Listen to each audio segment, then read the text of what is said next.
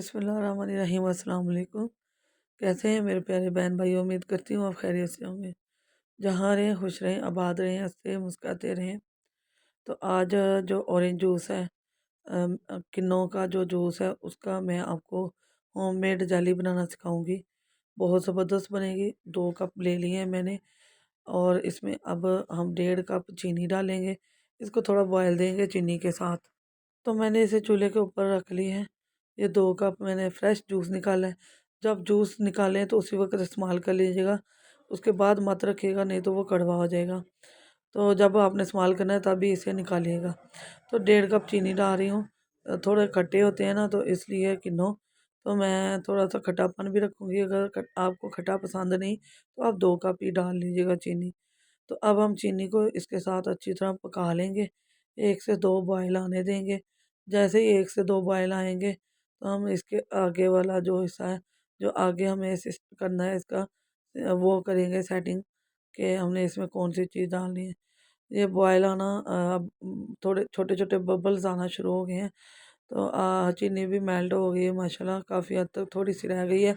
तो उतनी देर मैं उस पानी के अंदर 1 कप पानी लूँगी और उसके अंदर 4 खाने के चम्मच मैं कॉर्नफ्लोर डाल दूँगी।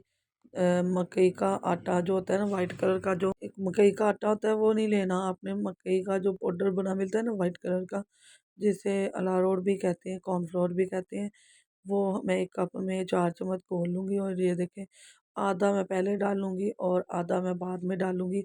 जैसे जैसे डालते जाएंगे ये थिक होता जाएगा और हम चम्मच के साथ इसको मिक्स करते जाएंगे। तो माशाल्लाह देखें, इसके डलते ही इसका कलर चेंज होना शुरू हो गया है। अब मैं बाकी का आधा जो है वो भी डाल दूँगी और उसको डालते ही फ़ौरन आपने एक तो आग को कम कर देना है, लो पे कर देना है, बिल्कुल दम वाले फ्लेम पर। और दूसरा आपने इसको मुसलसल चम्मच हिलाते जाना है, क्योंकि ये साथ ही डलते ही थिक होना शुरू हो जाएगी और बहुत ज़बरदस्त मज़े की जेली बनने लगेगी। तो आप अपने बच्चों को होममेड जेली, और ये जेली आप किसी भी डेजर्ट में बना सकती हैं, डाल सकती हैं, बहुत ज़बरदस्त बनेगी। जब मैं आपको कटिंग करके दिखाऊंगी तब मैं आपको फ्रिज में नहीं रखूँगी, उससे पहले ही आपको कटिंग करके दिखाऊंगी। फ्रिज में रखी हुई और हार्ड होती है और बहुत ज़बरदस्त बनती है।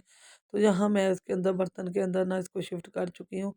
और बर्तन मेरा जो है ना हीट वाला था, कि जो हीट बर्दाश्त कर सकता है। ज़रूरी नहीं कि आप शीशे के बर्तन में ही डालें, किसी बर्तन में भी ये जेली सेट हो जाती है। तो आधे घंटे के लिए छोड़ेंगे इसे ठंडा होने के लिए, और थोड़ी सी इसके ऊपर चीनी डाल दूँगी कि इसके ऊपर नमी ना आए। आप देख सकते हैं कि नीचे चीनी नहीं बैठ रही, इसका मतलब है इसकी बहुत अच्छी सी तय लगना शुरू हो गई है जेली की।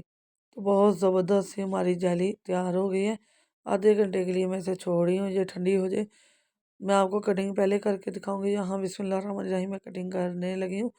तो ये देखें जी, कितनी ज़बरदस्त सी कटिंग हो रही है। मैं इसकी जो है ना, जैसे बर्फ़ी को कटिंग करते हैं चौड़े से डिब्बे बना रही हूँ। तो यहाँ मैं अब लंबाई की साइड में कटिंग करती हूँ, बहुत आसानी से हो रही है। तो अभी मैंने फ्रिज में नहीं रखी, इसके बाद रखूँगी फ्रिज में, तो और सेट हो जाएगी माशाल्लाह। मैं आपको दरमियान से एक पीस उठा कर दिखाती हूँ कि ये कितनी हद तक हो चुकी है। ये देखें माशाल्लाह, इतनी जम गई है कि नीचे वाली तह तक इसकी सॉफ्टनर जो है ना वो हार्ड हो चुकी है, जो नरमी थी इसके अंदर। और ये देखें, अब मैं इसको फ्रिज में रखूँगी, ये और सेट हो जाएगी।